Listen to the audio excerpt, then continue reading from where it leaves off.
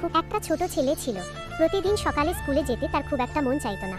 একদিন ঘুম ভেঙে সে দেখল জানালার পাশে বসে আছে একটা কিউট বিড়াল। ছেলেটা স্কুল ব্যাগের দিকে তাকিয়ে মনে মনে ভাবল, আজ না গেলেও হয় না। ঠিক তখনই বিড়ালটা চুপচাপ দরজার দিকে তাকাল। চলো, আজকের দিনটা মিস করো না। ছেলেটা হালকা হেসে ব্যাগটা কাঁধে নিল আর বিড়ালটাও তার পাশে পাশে স্কুলের পথে হাঁটলো। স্কুলে গিয়ে সে দেখল টিচার নতুন নতুন কথা শেখাচ্ছেন, বন্ধুরা একসাথে বসে শিখছে, খেলছে, হাসছে। তখন ছেলেটা বুঝতে পারল স্কুল শুধু পড়াশোনা নয়, স্কুল মানে বন্ধু, স্কুল মানে শেখা, স্কুল মানে ভবিষ্যতের জন্য নিজেকে তৈরি করা। স্কুল ছুটির সময় সে আবার সেই বিড়ালটাকে দেখল। বিড়ালটা যেন চোখ দিয়ে বলল, দেখলে, আজ স্কুলে এসে ভুল করনি। আজ আমরা এই গল্প থেকে শিখলাম স্কুলে যাওয়া শাস্তি নয়, স্কুলে যাওয়া মানে নিজেকে প্রতিদিন একটু ভালো করে গড়ে তোলা। বন্ধুরা, ছোট এই বিড়াল আর ছেলেটির গল্পটি যদি তোমাদের মনে একটুও দোলা দিয়ে থাকে তবে ভিডিওটিতে একটি লাইক দিতে ভুলো না। আর এমন আরও অনেক শিক্ষণীয় ও সুন্দর সুন্দর গল্প সবার আগে শুনতে আমাদের এই চ্যানেলটি এখনই সাবস্ক্রাইব করে রাখো। দেখা হবে পরের গল্পে।